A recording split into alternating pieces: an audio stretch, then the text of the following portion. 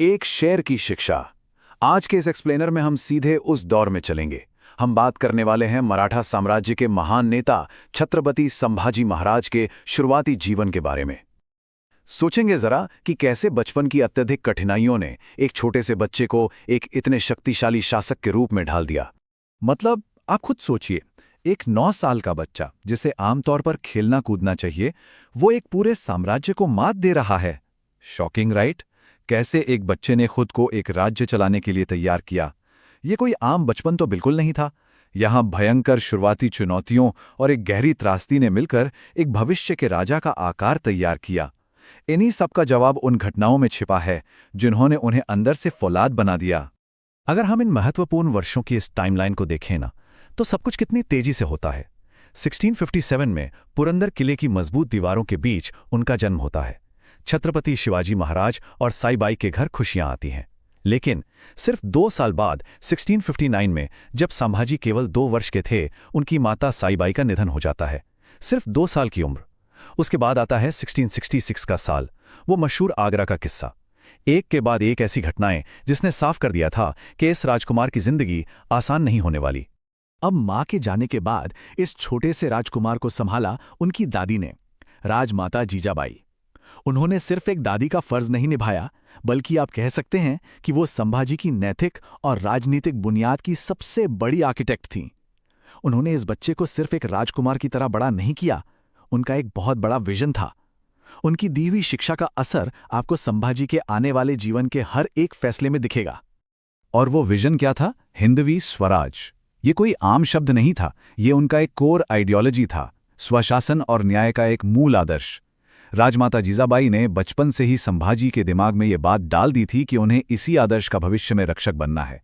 उनका पूरा बचपन, उनका हर एक अनुभव बस इसी हिंदवी स्वराज्य के संकल्प को मजबूत करने के लिए था। यही वो लक्ष्य था जिसके लिए उन्हें आगे चलकर अपना सब कुछ समर्पित करना था। अब आप सोचिए, न्याय की ये समझ इतनी छोटी उम्र में आई कैसे? राजमाता जिजाबाई के मार्गदर्शन में उन्हें रामायण और महाभारत जैसी महान कथाओं से परिचित कराया गया। और देखिए, ये सिर्फ सोने से पहले सुनाने वाली कहानियां नहीं थी उनके लिए, ये धर्म और कर्तव्य की एक सच्ची पाठशाला थी। इन्हीं महाकाव्यों ने उस छोटे बच्चे के अंदर न्याय की वो अटूट भावना पैदा की जो आगे चलकर कभी नहीं हिली। एक एब्सोल्युटली सॉलिड फाउंडेशन वहीं बन चुकी थी। और उनकी ट्रेनिंग का बैलेंस देखिए, एकदम कमाल का था। दिमाग और ताकत दोनों का जोरदार कॉम्बिनेशन। एक तरफ दिमाग की तेज धार। सोर्सेज बताते हैं कि सिर्फ 9 साल की उम्र में उन्होंने अपने ज्ञान से दरबार के बड़े बड़े विद्वानों को हैरान कर दिया था। संस्कृत भाषा पर उनकी पकड़ एकदम परफेक्ट थी। और दूसरी तरफ थी उनकी ताकत। उन्हीं सह्याद्री के ऊबड़-खाबड़ पहाड़ों में उन्होंने तलवारबाजी, तीरंदाजी और घुड़सवारी में महारत हासिल कर ली थी। किताबें और युद्ध का मैदान, दोनों पर उनका बराबर कंट्रोल था। खैर, अब हम चलते हैं 1666 पर, आगरा का वो दौर जिसे हम उनकी जिंदगी का एक क्रूसिबल कह सकते हैं। जैसे आग में तपकर धातु निखरती है ना, बिल्कुल वैसे ही युवा शंभू राजे के लिए ये एक आग का दरिया था। अपने घर की सुरक्षित दीवारों से निकलकर सीधे दुश्मन के मुंह में जाना एक 9 साल के बच्चे के लिए ये कितना जटिल और टेरिफाइंग रहा होगा, आप खुद इमेजिन कर सकते हैं। यहीं से उनका परिचय राजनीति की सबसे खतरनाक वास्तविकताओं से होने वाला था। हमारे सोर्सेज एक बहुत ही पावरफुल दृश्य का जिक्र करते हैं। वो औरंगजेब के दरबार में अपने पिता के बिल्कुल साथ खड़े थे और उन्होंने मुगल सम्राट के अहंकार को सीधे अपनी आंखों से देखा। Just picture that for a second.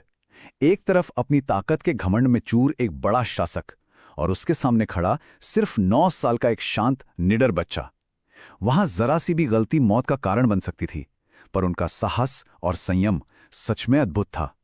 और उसके बाद आगरा से निकलने की वो घटना किसी थ्रिलर मूवी से कम नहीं थी। ये कहानी एक के बाद एक इन कदमों पर विचार कीजिए। पहले दरबार में औरंगजेब को फेस करना, फिर हाउस अरेस्ट यानी नजरबंदी जैसी मुश्किल स्थिति को बेहद शांति से बर्दाश्त करना। उस बच्चे का संयम देखिए। उसके बाद आता है वो लेजेंडरी एस्केप, जहां वो मिठाई की टोकरियों में छिपकर निकल गए, और अंत में एक ब्राह्मण लड़के का भेष बनाकर रहना। हर एक स्टेप दर्शाता है कि उन्होंने उस असंभव सी लगने वाली स्थिति को भी मात दे दी। आगरा से तो निकल गए, पर अब बारी थी मथुरा की। शिवाजी महाराज को आगे तेजी से बढ़ना था तो उन्होंने इस छोटे राजकुमार को मथुरा में कृष्णजी पंत के परिवार के पास छोड़ दिया। एक पैदाइशी राजकुमार होने के बावजूद उन्हें अपनी जान बचाने के लिए एक ब्राह्मण बच्चे का भेष बदलकर जीना पड़ा। ये हमें बताता है कि सर्वाइवल के लिए कभी-कभी आपको अपने असूल, अपनी पहचान, सब कुछ छिपाना पड़ता है। ये सिर्फ छिपना नहीं था, ये भविष्य के लिए जिंदा रहने की एक ब्रिलियंट स्ट्रैटेजी थी। तो आखिर में सवाल ये है कि इस पूरे संघर्ष से उन्हें मिला क्या? आगरा और मथुरा के इस दौर ने उन्हें राजनीतिक अस्तित्व यानी पॉलिटिकल सर्वाइवल की बहुत कठोर सीख दी। इसने उनके दिमाग में ये बात बैठा दी कि साम्राज्य की भलाई के लिए त्याग करना कितना जरूरी होता है। और सबसे अहम बात, इस सब ने उन्हें अंदर से इतना टफ बना दिया कि उनका लचीलापन अनब्रेकेबल हो गया। इन्हीं अनुभवों ने इस छोटे से बच्चे में एक सच्चे और महान नेता के बीज बो दिए थे। तो इस एक्सप्लेनर को खत्म करने से पहले मैं आपके सामने एक सवाल छोड़कर जाना चाहता हूं। आप सोचिए, जब किसी के बचपन का आधार ही इतना खतरनाक जोखिम, त्याग और दृढ़ निश्चय पर टिका हो, तो उसका आने वाला शासन कैसा होगा? संभाजी महाराज का बचपन सिर्फ इतिहास का एक पन्ना नहीं है, ये इस बात का सबूत है कि संकट की आग में तपे बिना श्रेष्ठता हासिल नहीं किया जा सकता।